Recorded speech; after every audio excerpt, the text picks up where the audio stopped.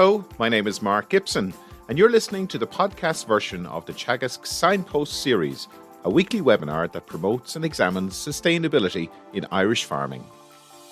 Good morning, everybody. You're very welcome to our Signpost Series webinar this morning. My name is Andy Boland, and I'm going to be your host for the next hour or so as we discuss and talk about another issue of farming in the environment. Our series is brought to you in conjunction with Dairy Sustainability Ireland, Food Drink Ireland SkillNet, and the National Rural Network. And just to remind you that this morning's presentation, together with all of the previous presentations that we've had over the last nearly 3 years, are available on our Teagasc website. Also, we do a podcast version, which is available wherever you decide to download your podcasts. So this morning, I'm delighted to be joined by James Lusby from Birdwatch Ireland. And James is going to talk to us about how farmers can help barn owls. So good morning, John Lusby. Morning, John. No problem. And thanks, Andy. I'm also joined by James Mullane. James is a colleague from the Tipperary region in Teagasc. James is a dairy advisor based out of Clonmel, and James is going to give us a hand with the Q&A afterwards and keep an eye on the questions as they're coming in. So thanks for joining us, James, this morning, giving us a dig out. So, John, if you could tell us maybe a little bit about yourself and indeed perhaps a little bit about Birdwatch Ireland. So thanks very much, Andy and Teagasc for inviting me. Delighted to be here for the Signpost series. So my name is John Lusby. I work with Birdwatch Ireland, and we're the largest independent environmental organisation in the country, and we're dedicated to the protection of wild birds and their habitats. And we do that through a range of a variety of work through species and habitat conservation, as well as research and monitoring and policy and advocacy.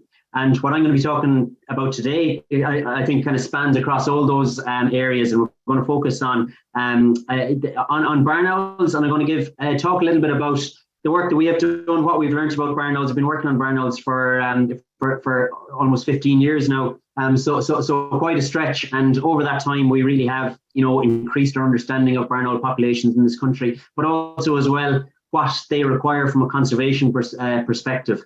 And there's quite a few positives in the talk this morning, because it's a species that we have seen a slow population recovery in recent times, and that's in no small part due to the conservation efforts as well as other factors, but definitely the fact that so many people, individuals and groups have come on board to try and help barn owls and to implement conservation measures, and particularly farmers on the ground. So I'm going to be talking a bit about that, a bit about some of the successes, but also some of the areas that we still need to improve upon. So I've titled the talk how can farmers help barn owls, but maybe a more appropriate title would be how farmers can help themselves as well by helping barn owls. And that's one of the really positive things with barn owls, is that any measures for barn owls are going to have knock-on benefits for the landowner, for other wildlife, for other biodiversity. So I think that there's lessons to learn from that too, and potentially apply to other species and in other areas of conservation.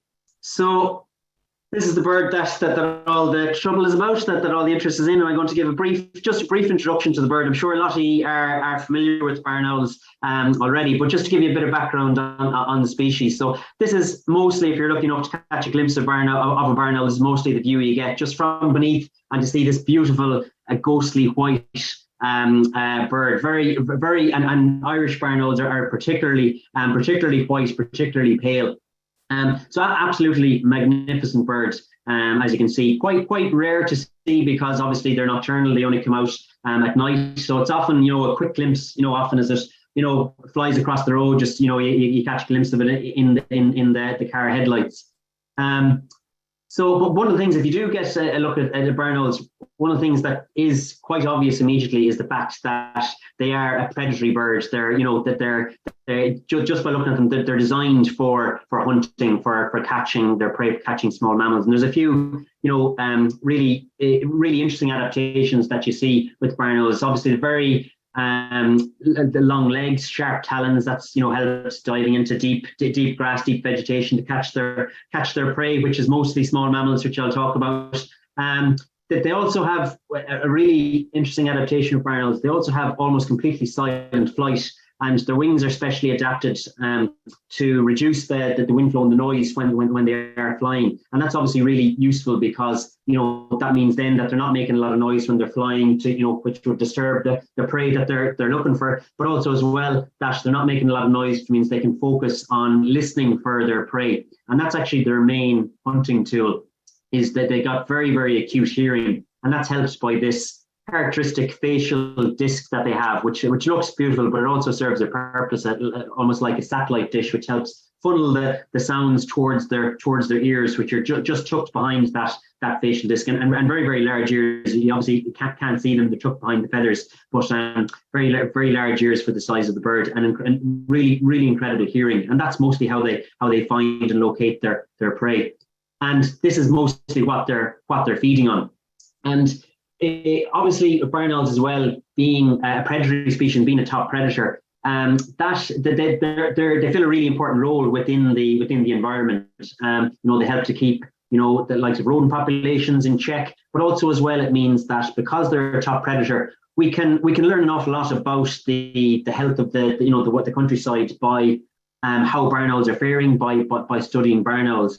And obviously, because they're right at the top of the food chain, they're going to be affected by anything that happens, beneath them within the food chain. So say, for example, a habitat loss, which might affect small mammals, you're going to see those effects, within barn owl populations. But likewise, positive improvements in habitats, again, you're going to see that reflected in barn owl populations.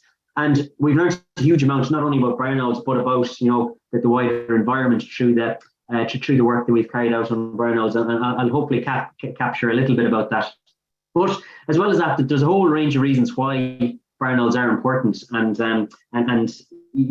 why they're important, particularly in Ireland. And they're an interesting species because they're still a very rare bird in Ireland. Still, a lot of people have never actually seen a barn owl, but they're instantly recognisable to practically to almost everybody. And they're also a species that people just tend to, gravitate towards. People have a really special link with barn owls in Ireland.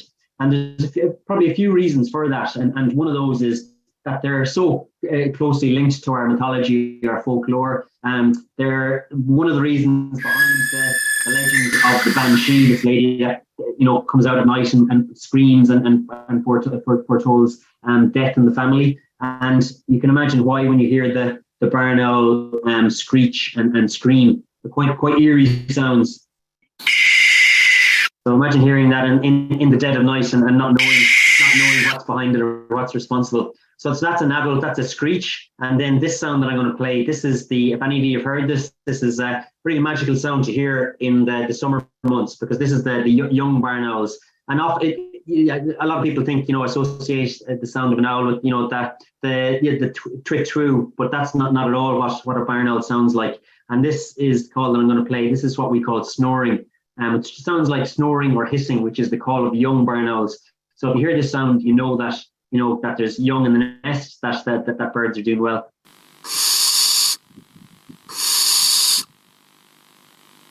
And again, probably behind a lot of the myths of haunted houses, when you're hearing this strange sound, if you don't know what's responsible, you can understand why, a lot of stories about haunted houses, and particularly ruined derelict buildings, which barn owls typically frequent. Another reason why they're very important is because of what they do, just as you can see here in this image. And they have been known as the farmer's friend, the barn owl, and there's very good reason for that. And as I mentioned, they're a species that, as soon as you start talking about barn owls to somebody, generally, you see, the face light up, you see people are interested. And if we go back a few generations, in the days before we had rat poisons or rodenticides, barn owls were one of the best means of natural rodent control, and they were actively encouraged to nest on the farm and particularly in the farmyard because of the benefit that they brought in terms of catching and feeding on rats and mice. And we've seen it ourselves from using nest cameras, birds can catch up to 25 rodents in a single night during the summer. So you can imagine, just having them on the farm, the benefits that can bring. And you see some of the older stone farm buildings as well still have special access, owl windows and special access to encourage birds and allow them to enter into the buildings and to nest in the loft space or in other areas within the buildings. And the reason for that is, we're seen as hugely lucky to have a pair of barn owls nesting on the farm or in the farmyard. And that, that love for owls has definitely still maintained and still continued. And probably another reason as well why that they're so well known is the fact that they're the emblem of the Late Late Show, and a huge portion of the population sees them every Friday night on the Late Late Show. But I suppose from our perspective, there were there are a lot of reasons why we wanted to focus on barn owls in particular, and why we saw them as important to learn more about them. And one of the main reasons for that was because we know and we knew that that barn owl populations have struggled over recent decades and have declined quite substantially over the past kind of 50, 60 years. And I suppose, similar to a lot of farmland birds, the likes of, curlew, corncrake, yellowhammer, a lot of species, associated or dependent on farmland have followed a similar kind of downward decline. So it's important to understand what's driving those declines and what we can do about it to halt and reverse those declines. So just to give you an idea here, this is a map from the Breeding Atlas, which is a survey of all birds across Ireland and Britain, and it's carried out every 20 years. So this is the results showing barn owl distribution from the first Breeding Atlas, which shows that population birds are still very widespread, but particularly down the southwest, and that still remains the case. But if we fast track 20 years on, we can see there was a huge change and a huge decline in barn owls over that period, and that was really the time that they suffered most, and that the population declined to its greatest extent, and that was from the 60s onwards. More recently, the most recent Breeding Atlas showed a slight increase, but very much, in Munster in particular, and also as well, we also need to bear in mind that this was the time that we started really, increasing the efforts and looking for barn owls, which probably played a part in this as well. But it all showed that essentially, the population had declined, and we needed to do something about that. So they are what we call a red-listed bird of conservation concern. So just like the traffic light system, red, amber, green, with red being those that we're most worried about, that are most endangered. And the barn owl has been on the red list of birds of conservation concern since we established this list in the first place. Mm-hmm. Hopefully, over time, we may be able to remove the barn owl from the red list, but I think that will be a little bit of time to come. So I'm going to talk now about, because I suppose before we talk about what we can do to help barn owls and conservation measures, we need to know why they have declined in the first place and the factors that affect them. So I'll run through some of those that we now know from our research and from our monitoring. And one of those is, well, I suppose, and they all kind of generally fit into, the category of general changes, in the countryside and also, in intensification of agriculture. But one of the factors that can affect barn owls and that has, at least in certain parts of the country, is the loss of nesting sites. And barn owls, just like their name implies, they're very closely associated with farm buildings, with farmyards. And they would traditionally nest in old stone farm buildings.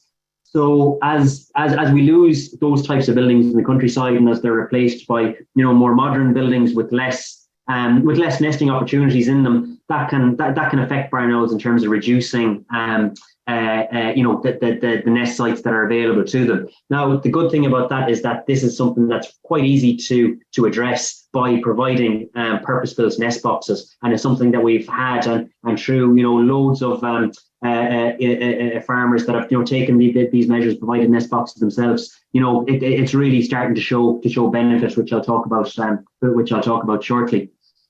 Another reason that, or another factor that affects barn owls, and probably the one that would be one of the most concerning currently is how barn owls are affected by the use of rat poisons or rodenticides. And I mentioned about barn owls being, the important role that they play as rodent predators, and they can have, there's huge benefits from that. But there's also the downside of that is the fact that they are very susceptible to being exposed to rodenticides, to rat poisons, because of the fact that they, feed to a large extent on rodents, on rats and mice, but other small mammals as well. And the problems can occur where the rodenticides are used, but they can be taken by rats or mice. And then if that rat or mouse is then taken by a barn owl, these toxins that they what's known as bioaccumulate, they can move up through the food chain, pass from one species to the next, and obviously with barn owls sitting at the top of the food chain, they are quite susceptible. So we're actually currently carrying out work to look at exposure rates in barn owls from rodenticides, but we previously carried out work, and the results were not unexpected, but also really showed the extent of exposure and very, very worrying. So out of the birds that we tested, 69 birds, the vast majority, over 88%, had detectable levels of rodenticides in their systems, which shows basically that the majority of the wild population are exposed to rodenticides. It's not a problem that's restricted to barn owls alone. In fact, the more we're increasingly, advancing our understanding as to the widespread nature of contamination of rodenticides within the food chain, within the ecosystem, and we know that right down the lower levels of the food chain, the likes of even invertebrates, they can be they can consume rodenticide bait, they can be exposed, and then obviously they can pass it on to other species that feed on them, likes of songbirds and mammals, and all the way up to the top predators. So it is something that remains a real concern, and something that we need to do more about. And I'll talk a bit about some of those measures shortly. Another factor which affects barn owls is road mortalities, being killed on roads. And of all the birds, they are by far and away the most susceptible to being hit on roads, and particularly major roads, the likes of dual carriageway, motorways in particular.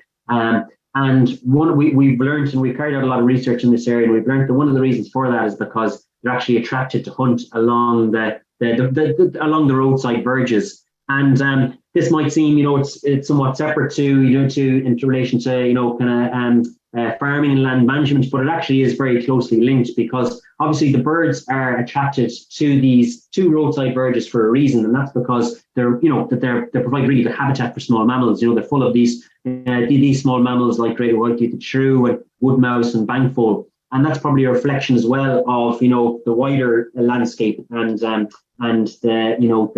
the habitats available to barn owls in the wider landscape. But it's also something that we've managed to make some progress on, and we have developed specific mitigation measures for barn owls for major roads, which are now a requirement for all new major roads. So that is something that is that is definitely positive, and we hope that it's possible to now retrofit some of the existing roads which remain very problematic, and particularly some of the motorways. But at least we're moving in the right direction in relation to trying to reduce the effects of mortality on roads. But it does bring us to just as I mentioned, that's probably the most important factor that has affected barn owls over that period that you've seen the declines, is the changes in land use changes and the loss of suitable foraging habitat. I'm just going to show you a couple of short videos now, just to better than I would capture it myself, just to give you a visual of barn owls and how they use the landscapes and what habitats are important. So a couple of years back, while researching, this as part of our study on looking at barn owls and major roads, we wanted to look at where birds went at night time, where they hunted, and what habitats were important for them. So this bird that you can see here was fitted with a special GPS transmitter, which allowed us to monitor their movements, in very fine detail, as they were out and about at night and hunting. And just to give you an idea, and we fitted, I think it was 15 birds with these GPS transmitters. This is just a very short clip which shows the movement of a female nesting in this farmyard, and this shows her movement out. And just if you focus on, you'll see that she starts hunting here now, and you can see she's essentially just focusing on the hedgerows, ignoring the field, the interior of the fields, and just focusing on the hedgerows, flying quite slow up and down the hedgerows. Then she comes to the edge of the motorway. This is the M8 motorway, and we know she then caught prey, because then she flies in a quite fast, in a more or less a direct line back to the nest site. And we saw that time and time again, that the birds would have a large home range, but they could move 6-7 kilometers easily from their nest site. But they had they had favourite foraging areas within that. So and obviously you could see there just how important the hedgerows were. But also then, certain, other habitats like wild bird cover was really, really important, areas of rough grassland. So it just emphasizes, just how important, hedgerow management is, but also, retaining, more natural areas. And even if that's, small areas on farm, we could see that, just how important that was for the birds. And also you could see just the fact that they were attracted very much to the roadside verge because of the rough grass margins that were there. But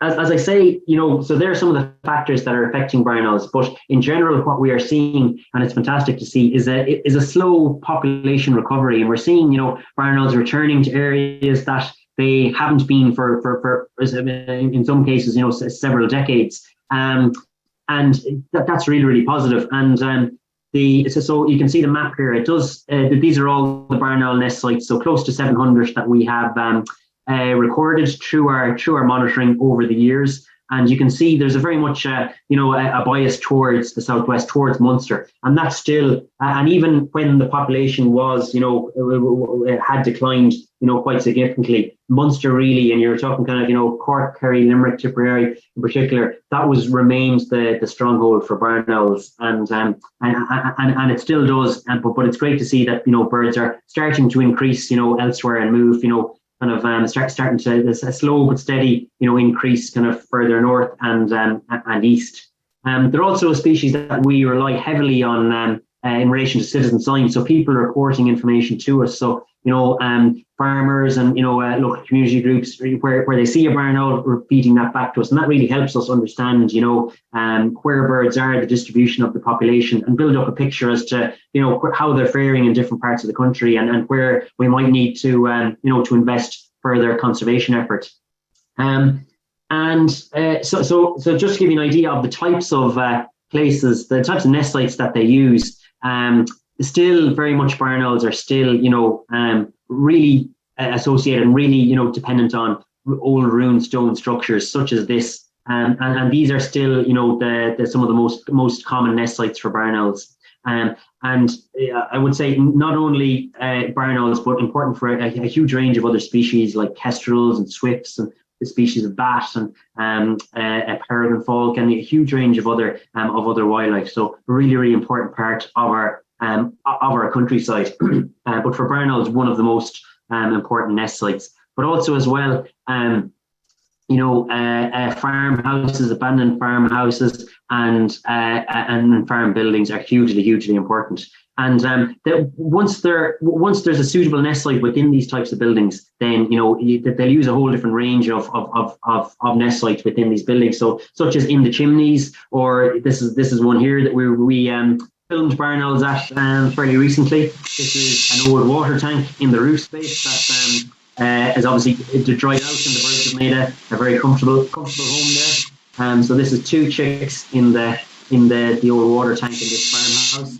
And you see this is one of the adults coming back with prey.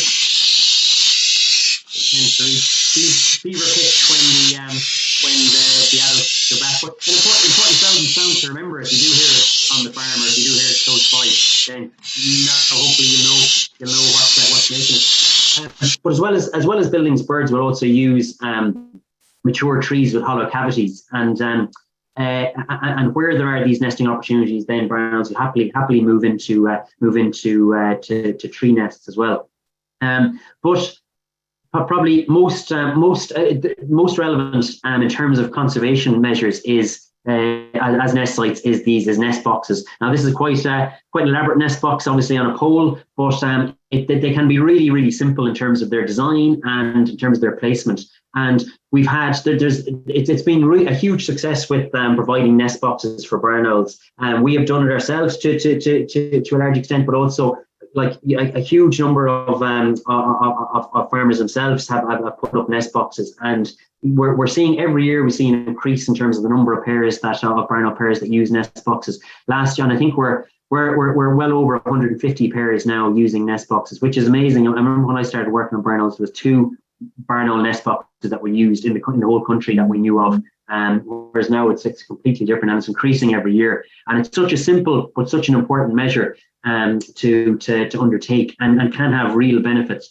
But the real benefits we see are when the provision of nest boxes is also accompanied by other measures related to rodent control and habitat improvement, habitat enhancement. There's a lot more elaborate nesting sites created for barn owls, but you don't need to go to this level of effort at all. You know, sometimes the simple nest box can be hugely effective if you have a suitable site and suitable habitat. So I just want to capture then the I suppose to give you an idea as to the status of barn owls and how they're faring. And I'm going to focus just on a couple of counties, because the approach that we have taken in recent years is because the population is increasing, and because they're widespread around the country, it becomes quite a challenge to keep tabs and to keep monitoring on a national scale. So the approach we've taken with support from local authorities and the National Parks and Wildlife Service is to focus on individual counties in recent years, kind of focusing on 3 or 4 counties a year, trying to get as much information as we can on barn owls, their trends, build up a picture of their distribution within those counties, and then and then that serves really important resource. We know where the nest sites are. We know where protection measures should be implemented. But just to give you an idea, so this is County Galway, obviously, and we carried out a survey here in 2021, and this is the results of the survey. So the red squares are where we found confirmed barn owl nest sites, and the yellow is where we probable nesting, but then the white is where we didn't record barn owls. And you can see there's very much a bias from east to west here with them, and there's very little, very few barn owls as you go out, towards west of the county towards Connemara. But you can see east of the county, very very widespread. And just to give you an idea, this is the map from if we go back 10 years ago, and this is our findings from 2021. So over that period, you can see there was quite a change in the right direction. So we recorded a 67% increase over the past 10 years in terms of barn owl range, which was absolutely fantastic to see. And that's reflected in all of the other counties that we actually focused on as well. To give you an idea, this is the map of barn owl distribution from, if we go back 50 years ago, essentially in the 60s. And so you can see it's quite similar, in fact, to what we found in 2021. So that's kind of telling us that barn owls obviously were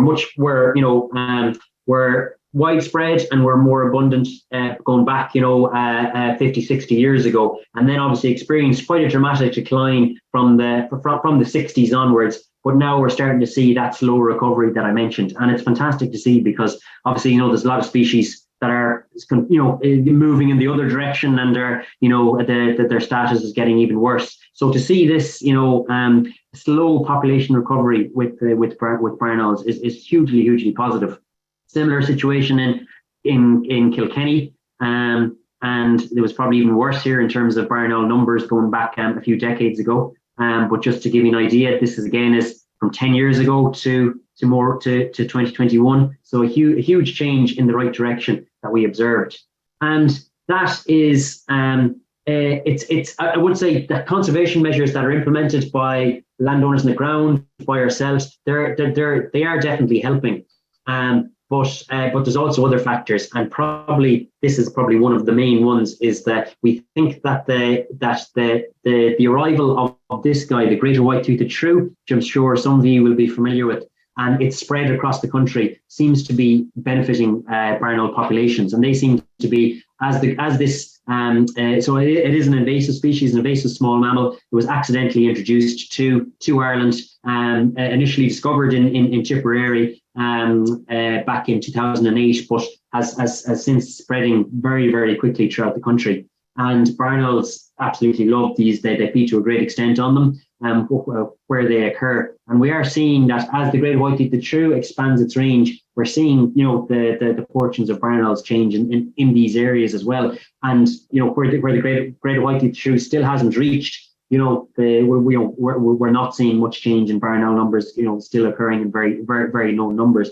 So it's a really interesting situation. And so it's not, the recovery isn't solely down to the conservation measures, but this does provide, a really, really good opportunity to make sure that we now implement the measures to make sure that, the population remains stabilized, and that, we're not having this conversation in 5-10 years time and talking about barn owl declines again. So there's, so it's a really good opportunity, and there's been a huge surge of interest and of, a willingness to towards barn owl conservation recently, which is absolutely amazing to see. And it's amazing to see the results of that. And one of the instruments of that is that I'm sure some of you are aware there is a specific action for barn owls in acres, which essentially focuses on, and it's not rocket science at all. It's quite simple and straightforward. We know the measures that benefit barn owls. And one of them being, providing a nest box if you have, a suitable location for nest boxes, but also complementing that with improved rodent control practices. So you're reducing or hopefully eliminating the risk of exposure to rodenticides, but then also, improving the habitat, providing suitable habitat. And if you can align those three elements, then we've seen it time and time again that barn owls will thrive and barn owls will do well, and not only barn owls but a whole range of other wildlife. So so this is the barn owl action, but it's relevant regardless of whether you're in the agri-environment scheme or not. It's these are the measures that work. So just to give you an idea of it. So we developed quite detailed guidance to try and inform the measure. So to inform firstly whether your farm is suitable for this action, and then if it is, where the nest box should be sited, how to what the nest box design is, how to install the nest box, how to ensure there's no disturbance to the nest box, but also as well the other measures like improved rodent control practice and improved habitat enhancement. And probably the last one is probably the most difficult, the most challenging, but also the one that we're going to see the most benefits of if that can be implemented appropriately. So and again, just to say, if I have time, I'll play a short video at the end from a farmer in Kilkenny, but who's a much better spokesperson for barn owls than I am, because he's someone that that's on the ground, that he's a farmer and that he has encouraged barn owls onto his land, and he's now seeing the benefits of it. He doesn't have to use rodenticides anymore because the barn owls are doing all that work for him. He's incredibly passionate about the birds. He's almost watching them on a nightly basis. And it just goes to show what can be done and what can be achieved, and just goes to show that these measures work as well and do have benefits. But in relation to the barn owl nest box, as I say, it's not rocket science. It's about identifying if you have a suitable location on the farm for a nest box, and if you do, it's a really good way to encourage barn owls and to provide a safe, secure, suitable nest site. And that can be within a building, as you can see here, or alternatively, outside of a building, the gable end of a building, or on a tree, as you can see here. And as I say, you know, we've had, you know, there's the uptake has been absolutely fantastic, and it can take some time. It can take a number of years before, you know, a box might become occupied. But just the trend towards, you know, the increase in the number of boxes that we're seeing being occupied is absolutely phenomenal. And I would imagine that this breeding season we may reach over 200 occupied nest boxes that birds are breeding in, which is absolutely fantastic. And that has other benefits as well. You know, it means that, you know, firstly, we know where the birds are. They're in nest boxes. You know, there's probably less of a risk of disturbance or of, say, for example, you know, every single breeding season there's issues with them where birds are nesting in derelict, you know, or abandoned buildings, and they, you know, might be, you know, they might be renovated or not, and obviously there, you know, there's issues there then if it's not known that the birds are nesting there. Whereas with nest boxes, you know, it's much easier to determine are the birds nesting there and to ensure that they're safe as a result of that.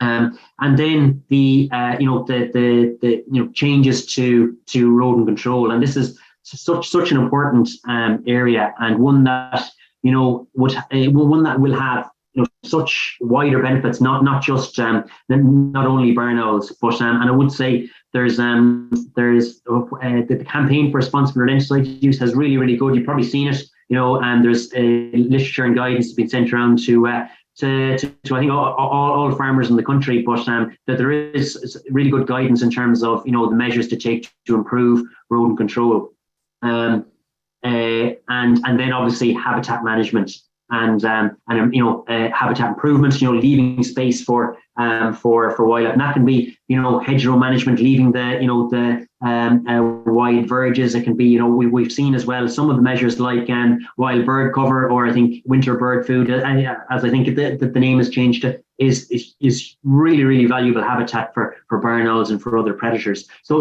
you know, the knowledge is there, you know, for what, in terms of the habitat enhancement, but you know, it's about implementing that as best we can, and we know the benefits that'll come from that.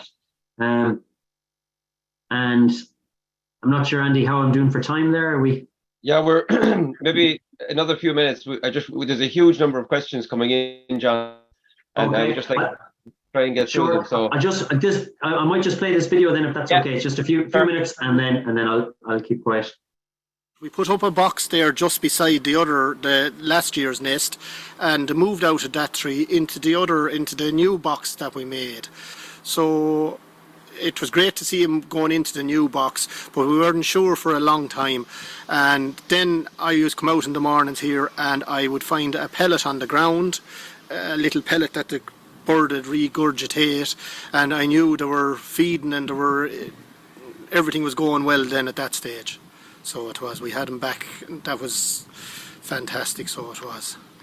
Well, there's 2 chicks in the nest box this year, but they're in and out there the whole time, and we've seen them going in with food into the birds, into the chicks in the box. I've been out in the yard in the night time, and you don't hear the birds flying, but I've seen something going over my head, and it's just gone. And it's, you know, I'm actually, when I go out in the night time, I'm going like the owl itself, looking around in the sky now, so I am. Because you just kind of get more conscious of the birds in the surroundings when you're used to them. But you'd hear them every night squealing in the background. We can hear them when we're in the bed, squealing, so we can. We leave the window open a small bit, and we can hear them. You know when the mothers come with food, because they'll be I can't describe the screech of it. We'll be there, oh, she's there again. That's the way it is. But it was like a film for us, because we could sit in the couch in the kitchen looking at them, and we used to knock off the telly and just sit all night looking at the birds with their head out, because sometimes the sensor light of the house would come on and it would brighten it up, and you'd have a great view of them. It was the best entertainment. It was the best seat in the house. Most nights you'd see something, so you'd see them glimmering in the background. It's fantastic. It's hard to describe what you're looking at, because it is special to see it now. One night they were out, it was about half 8, 9 o'clock, and we were able to see them, and they were bopping, and they were like they were at a disco bopping around, so they were. But that night in particular, it was fantastic now to see it. So it was. But the minute you come out the front door, they fly away. The older mother or father or whoever it is, they'd fly away. But before we'd go out, you'd know, oh, they're out there. You could see the bare shadow or the whiteness of them.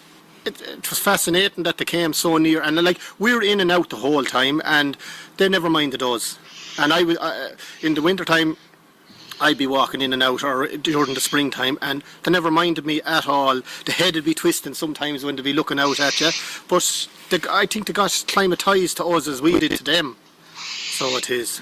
But I myself, since the owls came here, I'm farming, and I give up using rat poison. And since I gave up using the rat poison, I thought, oh my God, I'm going to be run over. But I'd done it for the owl's sake. But we actually have less rats, I reckon, myself, since we started giving up the poison. And I used to use 2 buckets every year. So it's nature coming back to itself, I think, balances itself out if people leave it to themselves. Now, we'll just leave it there, Andy, just if we're tight for time. But you can check out that video and others on our YouTube channel. But yeah, I think you're eager to get to the questions, so I'll leave it there with the video. Lovely, John. You might just stop sharing with us there, and you'll come back into focus.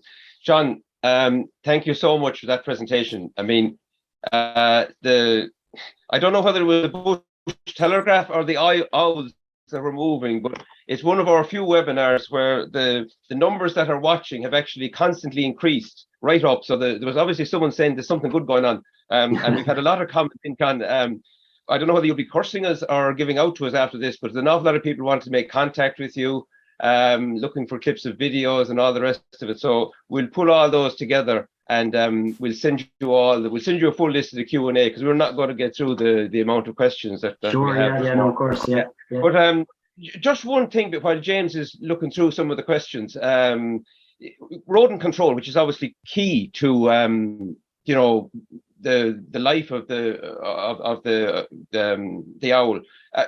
You'd love to get to the ultimate where you're not using it, but what's the best way of actually getting there? I presume you just can't suddenly stop on some commercial farms and then, hoping that your owls will take over.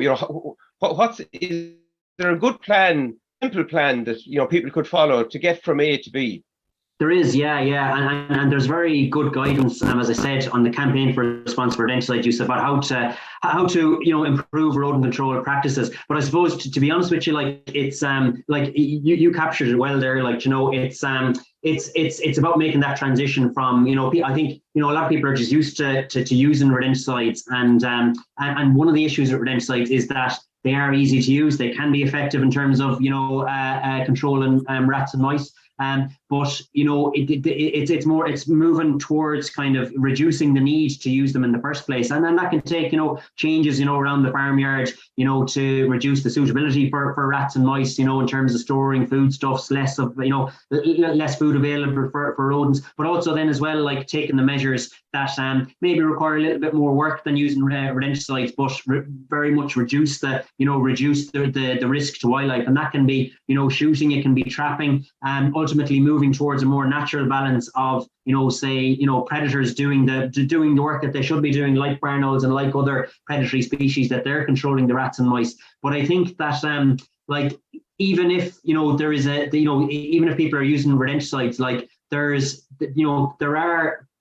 are better ways of even using rodenticides. I think one of the problems that we face is that they're readily available, they're easy to use, and it's kind of out of sight, out of mind. So you might just put out the rodenticides and then kind of forget about it. And one of the things is that in many cases, there might not be firstly a need to use rodenticides, and then as well we're also we need to bear in mind that once rodenticides are out there and used, that firstly that it's not just the target species, so the brown rat and house mouse that can be affected. It's a whole range of wildlife, but as well as that, what we're seeing is that brown rats in particular, that there's risk of them developing resistance to rodenticides, and that's happened in the past. And with that, then it means that it's almost a race to the bottom. We need to continue to develop more toxic rodenticides, which in order to control rats. But the flip side of that is that more toxic rodenticides, the risk to other wildlife is greater. So It does take increasing your awareness of the measures to implement in terms of rodent control, and there's no getting around it. It does take a bit more effort than just putting out rodenticides. But I think we all need to be moving in that direction, and just even in terms of food production and all, like to move away from that dependency on these chemicals and on toxins is definitely definitely moving in the right direction. But John, the other thing that has come in is the siting of nest boxes. Like, say you can have a commercial farm that has no stone buildings, and then you can have some farms that have a mixture of both. I presume equally you can have them in a woodland or whatever. What's the best place for siting the bird boxes? So we found the best place with the highest chances of success is if you have a building on the farm, and particularly like you saw some of the the barns and the sheds that are showed in the photos. So if you have a building that's and you can have it in a fairly quiet part of that building, then that's generally one of the best sites and locations. But if you don't have a suitable building, then typically an old tree, mature tree, that can be ideal as well. And you want just facing out onto open habitat, kind of in an area where there's not a lot of coming and going, there's not a lot of disturbance. And generally, most farms would have one or other of those options available to them. Now there are also I would say not every farm is suitable, and you need to bear that in mind as well. And say, for example, farms that are quite close to a major road, then you don't want to be siting nest boxes there. Or if they're barn aren't really, if you're fairly high up, like barn aren't really, they're more a lowland farmland bird, like, but also as well, if there isn't any suitable habitat around, then it's not great to site a nest box to encourage birds. And I would say, just to add to that, like we've made some videos which basically go through all of that and show examples of suitable habitat, unsuitable habitat, and all that. And all that is on the guidance that we developed for the barn owl action in acres. So if anything there, to definitely check that out if people are considering putting up a barn owl nest box, or if they're wondering whether their farm is suitable or not. Yeah, thanks, James. There's an avalanche of questions there coming in. Yeah, they're still coming in. So John, maybe just to start with, maybe this one might be fully related to the talk today, but you mentioned the list of birds that were on the different conservation lists. Where do peregrine falcons appear in that list of endangered birds? Yeah, very good question. So peregrine falcon is another one that would have and declined to even a more significant extent to barn owls if we go back a few years for somewhat different reasons, more for particularly DDT. Of organic chlorine DDT would affect peregrines, but they're another bird that's actually going in the right direction. We've seen their population recover. They're actually on the green list because of that recovery. So peregrines at the moment, we're starting to see, they're still a rare bird, but compared to a few decades back, it's a much more positive situation. And we're actually seeing now, just linking it to barn owls, we're actually seeing quite a few of those types of old ruined structures like castles and churches and abbeys that peregrines are starting to colonize them. But in general, that they're not without their their negative effects, and there is unfortunately incidents of persecution of peregrines, of shooting, of poisoning, but in general, at the population level, the peregrines are starting to slowly recovering after many decades of decline, and they are on the green list of birds conservation concern. John, Mike wants to know why are barn owls doing so well in Munster and not so well in the northern part of the country? Yeah, really good question. So we think that it's kind of, at least one of the main factors is related to these introduced small mammals, or invasive small mammals as they are, which is one, the greater white-toothed shrew, as I mentioned, and the other one is the bankfoal. And they're both species that they're not native to Ireland. They were accidentally brought over, and the bankfoal was brought over to Foynes in West Limerick. Accidentally, it was actually it hopped on board a shipment of machinery that was brought over to Foynes for Ardnach Russia to build the hydroelectric dam at the time. This was in the 1920s.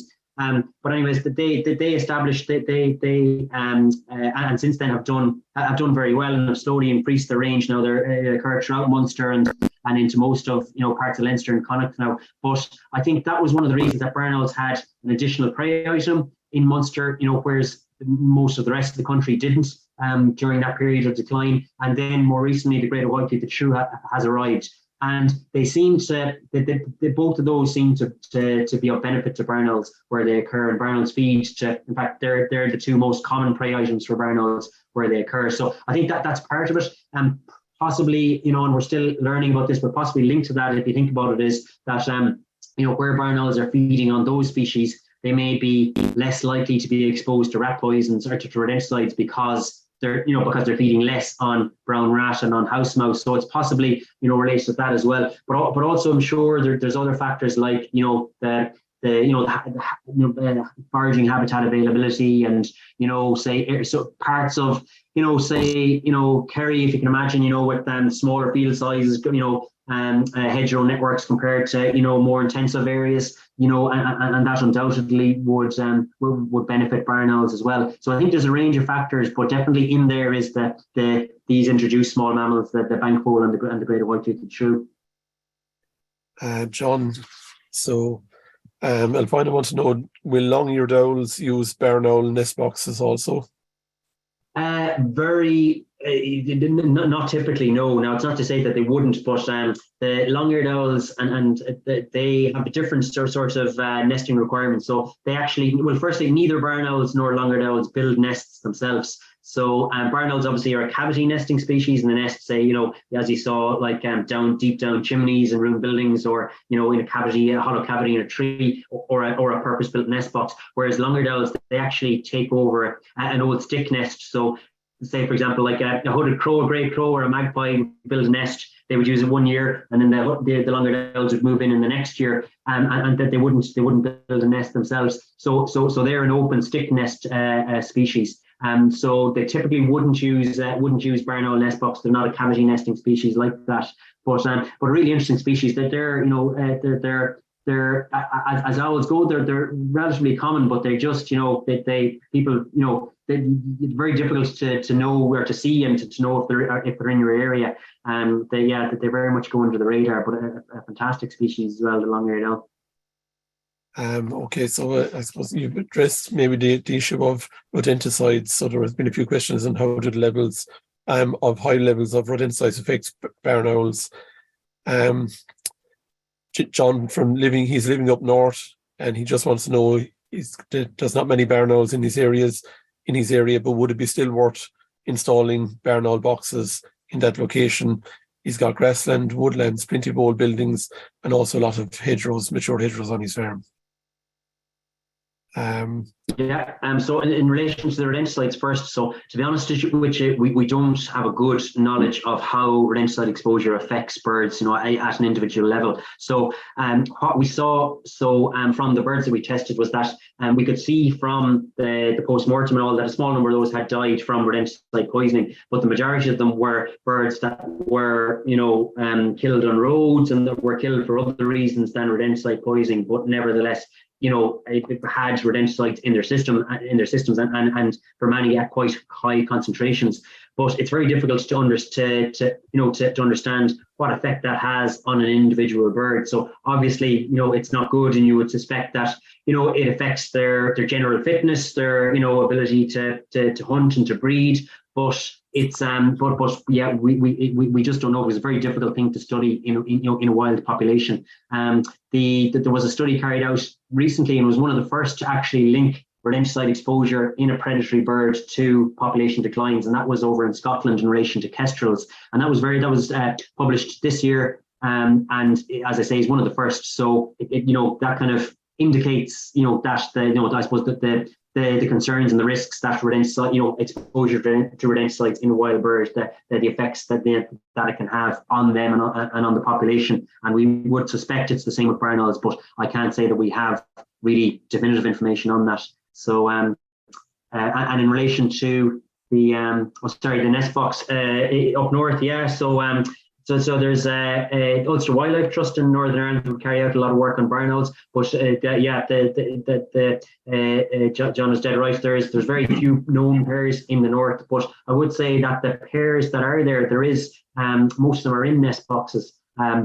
So I would say that where barn owls occur in very low numbers, that obviously the chances of uptake of nest boxes is going to be lower than obviously in areas where there's a lot more birds around. But I would say that as well, that we have seen that and I think Ulster Wildlife Trust and others would agree that there's another a guy that does a lot of work in Antrim as well, and in Down, Wee Man he's known as, but he would have done a lot of work on barn owls as well. And I think there would be general agreement that there's quite a limited availability of nest sites in terms of old ruined buildings, and so because of that, then obviously nest boxes can play a really important role in that, providing nest boxes. So while there might be fewer birds around, there might also be fewer nest sites around, and therefore still value in providing nest boxes.